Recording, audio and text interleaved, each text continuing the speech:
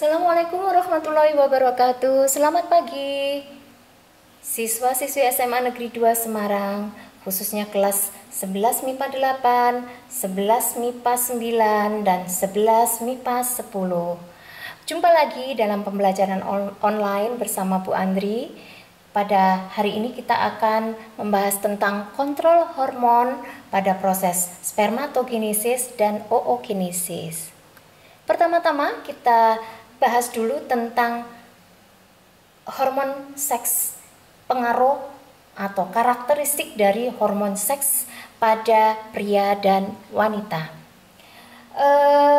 Pada pria, hormon seks biasa disebut dengan androgen, pada wanita biasa disebut dengan estrogen.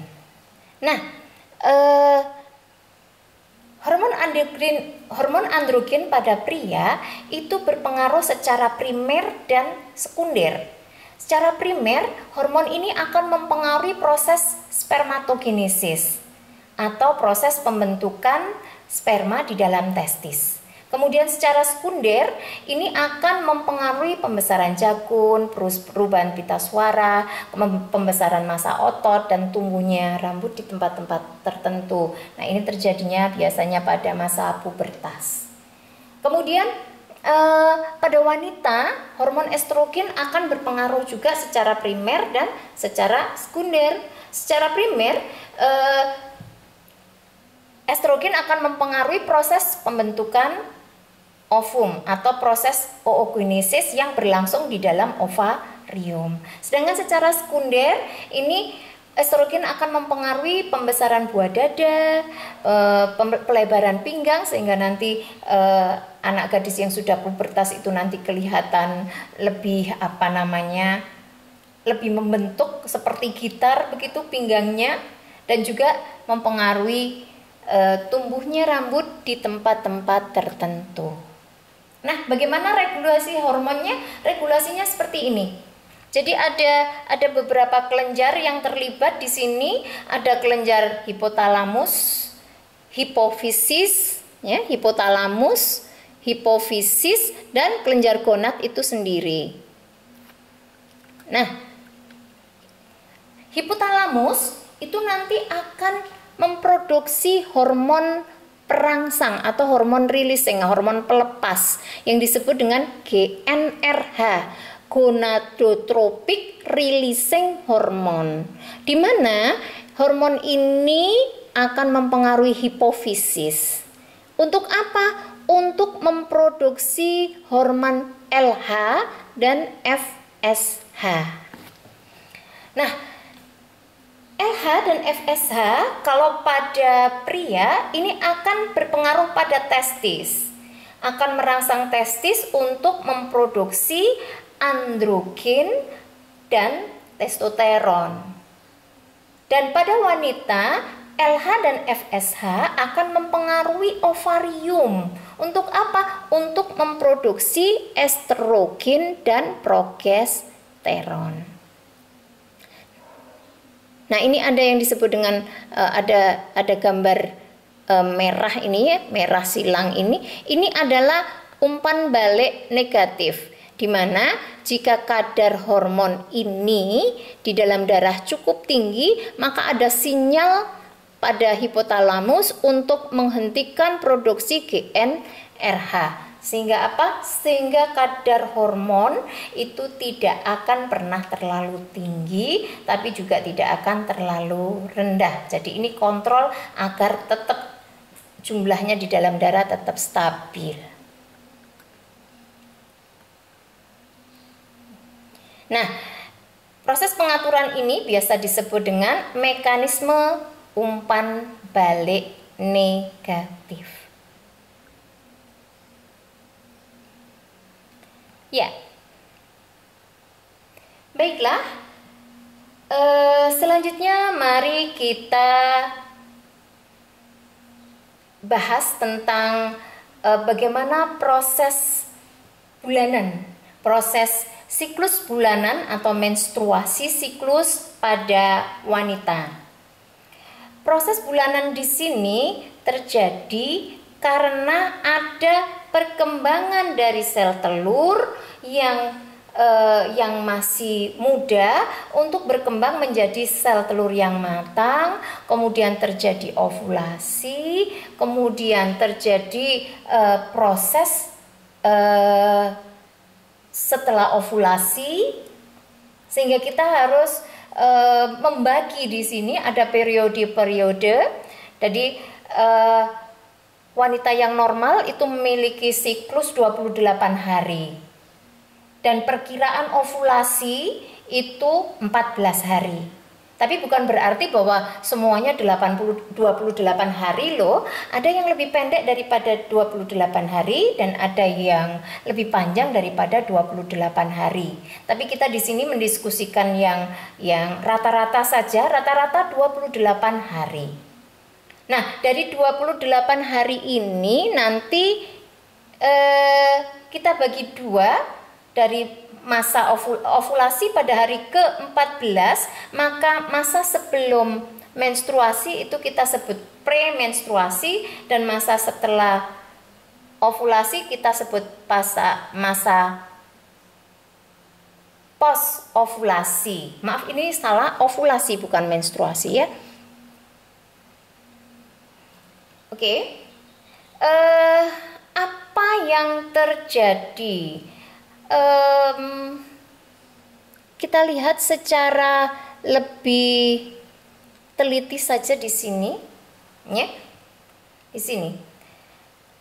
Oke, kita tadi sudah membahas bahwa GnRH, gonadotrophic releasing hormone, diproduksi oleh hipotalamus. Kemudian akan merangsang hipofisis untuk menghasilkan LH dan FSH.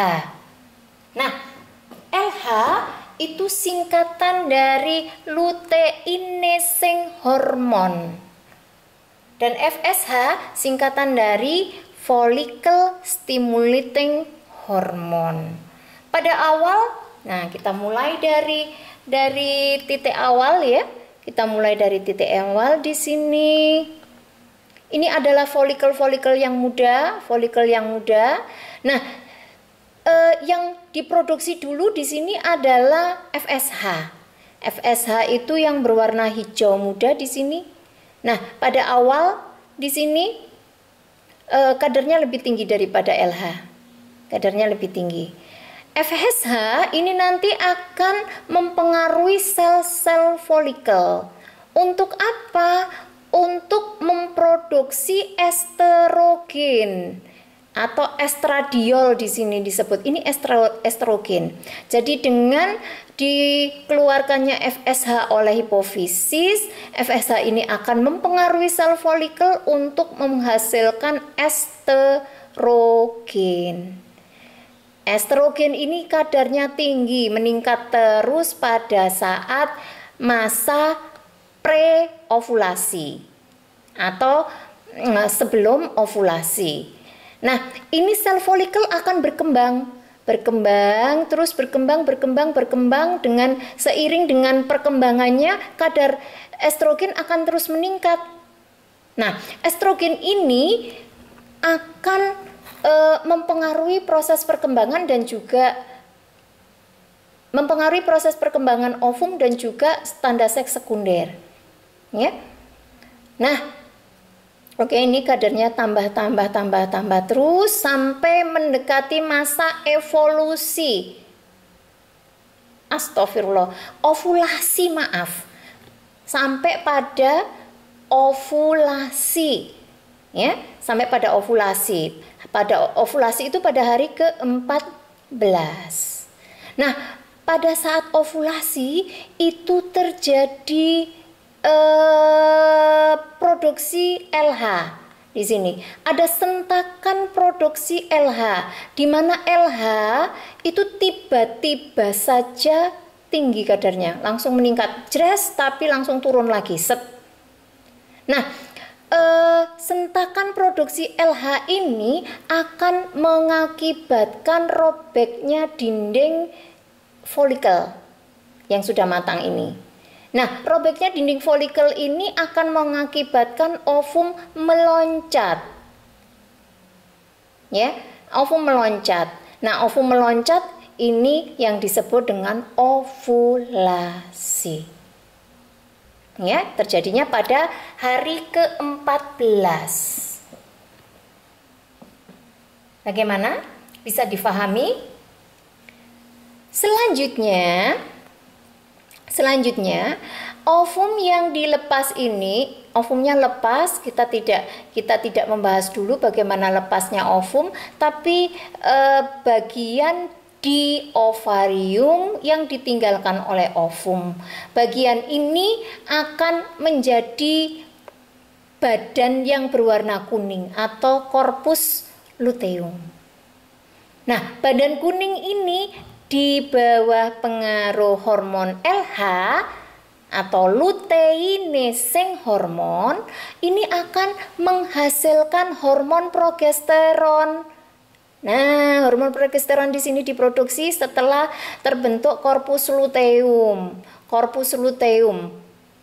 Ya, ini ada hubungan namanya. Lihat, hubungkan nama dengan target sel yang dipengaruhinya. Luteinising hormon mempengaruhi korpus luteum. Untuk apa? Untuk memproduksi progesteron. Sehingga setelah ovulasi kadar progesteron itu menjadi tinggi. Mengapa kadar progesteron tinggi? Karena progesteron itu bertugas untuk mempertebal dinding endometrium untuk mempersiapkan kehamilan. Oke. Dinding endometrium akan terus menebal, banyak sekali pembuluh darah. Ini posisinya di mana? Ini posisinya di uterus. Dinding uterus. Dinding endometrium ini ada pada uterus. Ya. Kemudian apabila tidak terjadi pembuahan, tidak terjadi fertilisasi, berarti tidak akan ada embrio yang berkembang. Nah, kalau tidak ada embrio yang berkembang, terus bagaimana? Nah, korpus luteum ini nanti akan jadi layu, nanti akan jadi mengecil. Nah, setelah mengecil, mengkeret menjadi kecil seperti ini, produksinya juga akan menurun, sehingga di sini kadar progesteron akan turun. Nah, kalau kadar progesteron itu sudah mencapai titik yang paling rendah, maka dinding endometrium akan hancur, akan luruh. Dan luruhnya dinding endometrium ini disebut dengan proses menstruasi, ditandai dengan keluarnya darah melalui vagina. Oke? Ya. Kemudian kalau ditanya bagaimana cara menghitung masa ovulasi? Masa ovulasi itu dihitung dari hari pertama keluarnya haid ditambah 14 hari. Kalau nanti akan menghitung lagi kapan menstruasi pada bulan berikutnya, maka hari pertama datangnya haid ditambah 28 hari. Begitu?